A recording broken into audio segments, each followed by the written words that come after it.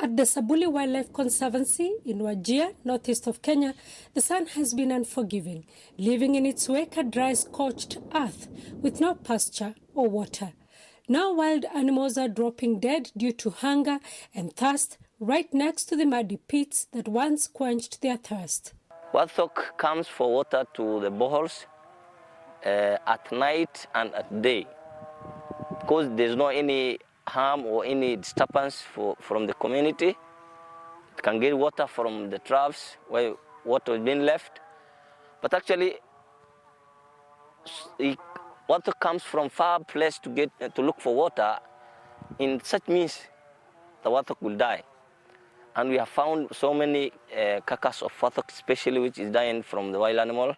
But the prolonged dry spell has led to human-wildlife conflict because those desperate for water now enter homesteads in search of water. Bishar Abdi is counting losses following a fight between a thirsty warthog and his sheep. I had some animals that were not feeling well, and so I had kept them in the homestead.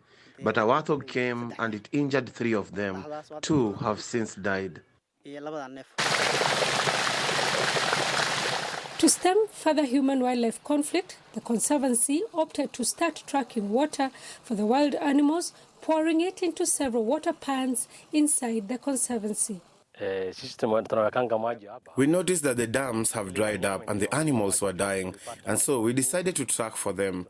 In a few minutes, the watering pans were full of wild animals. They mostly come in at night.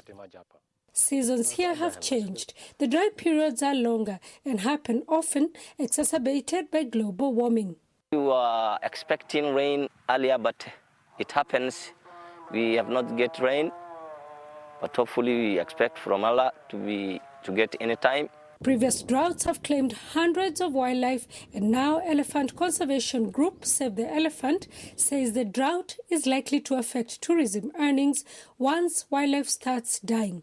Tourism Cabinet Secretary Najib Balala agrees. Climate change is real and is more dangerous than even poaching. We can control the borders, we can use ammunition to safeguard our elephants, but we cannot use ammunition to safeguard the climate. We need to have a long-term plan. 2017, we lost over 400 elephants from just drought. And my worry is the coming year. If we can see the weather is very harsh, what happened in the next couple of months where it will be a dry season? African economies risk shedding up to 30% of their GDP by 2050 as a result of climate change unless action is taken to mitigate against the effects of global warming. The UN climate talks in Glasgow next week will be crucial for the continent's survival. We will see next week in Glasgow is a make or break moment for Africa.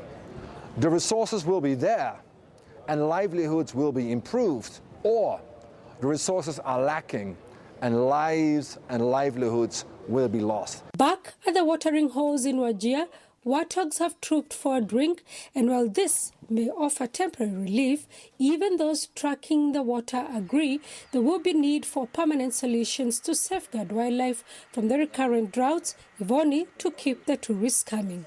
Sarah Kimani, SABC News, Kenya.